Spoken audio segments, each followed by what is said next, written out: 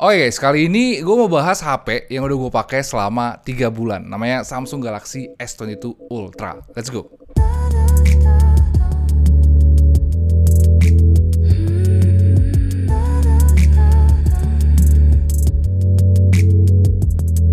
Oke, selama 3 bulan terakhir gue pakai 3 HP ini sebagai daily driver gue. Dan di antara 3 ini, cuma Galaxy S22 Ultra doang yang belum gue review. Jadwal reviewnya emang molor banget guys. Soalnya waktu itu pre-ordernya itu lama banget. Terus softwarenya juga kayak belum maksimal. Belum lagi gue juga lagi sibuk pindahan. Dan kemarin gue isoman karena kena COVID. Jadi jadwal reviewnya tuh emang molor-molor terus. Tapi walaupun ketunda mulu, itu ngebuat gue justru lebih enak sih nge-review HP ini. Karena gue juga bisa ngebandingin dia dengan HP-HP flagship yang launching setelah HP ini. Apalagi sekarang softwarenya juga udah oke guys, jadi gue bisa lihat kira-kira potensi sebenarnya dari HP ini seperti apa.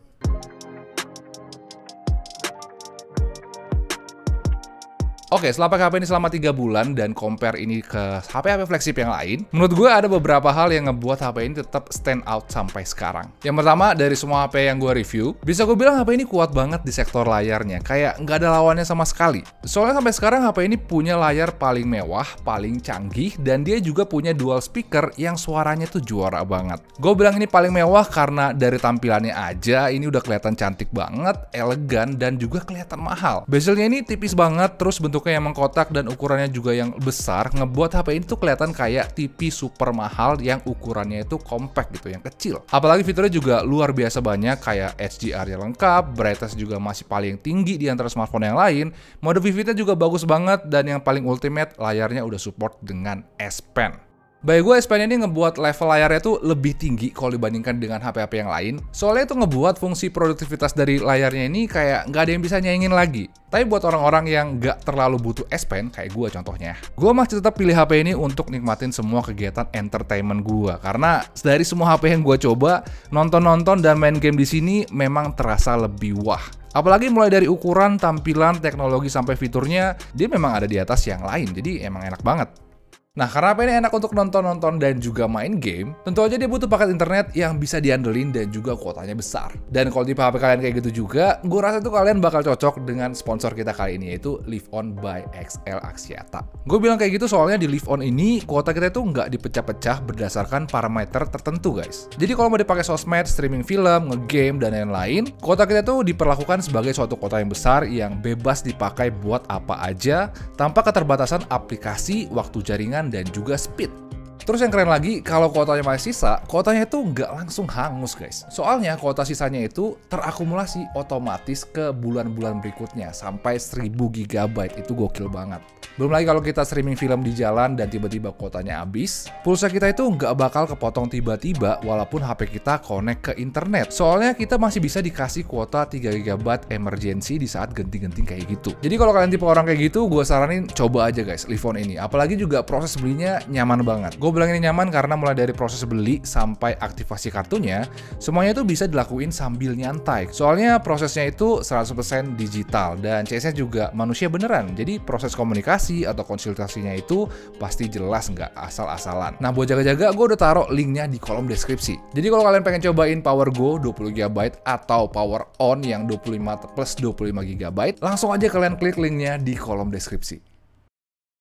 Terus alasan lain kenapa S22 Ultra ini masih menonjol sampai sekarang, menurut gue tuh adalah karena performanya. Tahun ini gue udah banyak banget nyobain flagship Android kayak Realme GT2 Pro, Xiaomi 2 Pro, Find X5 Pro, dan bisa gue bilang sih level performa mereka itu semuanya sebenarnya sama aja dengan Galaxy S22 Ultra. Paling bedanya juga cuma tipis-tipis doang. Walaupun cuma bisa setara dengan yang lain, tapi menurut gue itu justru alasan kenapa HP ini jadi menarik banget untuk sekarang. Soalnya kalian tahu sendiri lah ya, seperti apa sih Galaxy S itu di tahun-tahun kemarin, terutama yang di Indonesia. Di Indonesia sendiri, performa Galaxy S itu selalu ketinggalan kalau dibandingkan dengan flagship Android yang lain. Karena nggak bisa dipungkiri kalau Exynos-nya Samsung itu memang belum sekuat dan sestabil prosesornya Qualcomm yang Snapdragon itu. Di Indonesia sendiri, Galaxy S itu tetap laku soalnya banyak orang-orang yang suka dengan user experience dari UI-nya. Tapi karena sekarang prosesornya udah ganti ke Qualcomm, ini ceritanya jadi agak beda. Soalnya dengan prosesor yang kayak gini, sekarang dia jadi punya combo user experience dan juga level performa terbaik yang bisa kita expect dari HP-HP Android. Dan gua rasa itu tuh hampir ngebuat banyak orang nggak punya alasan lain untuk ngelirik flagship dari brand lain kalau masalah performa. Kecuali memang alasannya alasan harga atau selera. Nah, kalau itu memang udah beda cerita lagi. Dan karena performanya sekarang udah kayak gitu, sekarang HP ini bisa ngegantiin slotnya ROG Phone atau Poco F yang biasanya ada di list daily driver gua sebagai HP gaming. Soalnya selain performanya udah bisa bersaing, dia juga punya layar yang menurut gua ngebuat gaming experience-nya jadi terasa asik. Jadi untuk performa bisa gue bilang sih Galaxy S22 Ultra ini udah improve banget dan udah nggak bisa disepelein lagi kayak tahun-tahun lalu. Tapi sebenarnya dari 3 daily driver gue ini, sebenarnya HP ini yang paling jarang sih gue pakai untuk sehari-hari. Soalnya selama 3 bulan terakhir, bagi gue fungsi HP ini lebih ke untuk entertainment doang dan juga untuk foto-foto. Ada beberapa alasan kenapa gue lebih jarang pakai HP ini kalau dibandingkan dengan 3 HP gue yang lain. Yang pertama itu adalah karena gue kurang cocok dengan desain kameranya. Dan yang kedua, karena bodinya ini gede, berat, dan lumayan tebel juga, HP ini tuh terasa kurang cocok dengan tangan gue itu yang ukurannya nggak terlalu besar, emang yang normal-normal aja tangan gue ini. Tapi bisa gue bilang sih kalau kalian cocok dengan ukuran dan juga bobot dari HP ini, gue yakin kalian bakal happy sih pakai HP ini sehari-hari. Apalagi ini bodinya kualitasnya tuh tiernya tuh udah di atas guys, paling tinggi untuk kelas smartphone. Dan kalau kita lihat dari smartphone flagship yang launching tahun ini, bisa gue bilang gue cukup seneng ya karena kita tuh dapat pilihan body dan desain yang beda-beda. Tapi kalau dibandingkan dengan semuanya, gue rasa bentuk super kotak yang kayak gini,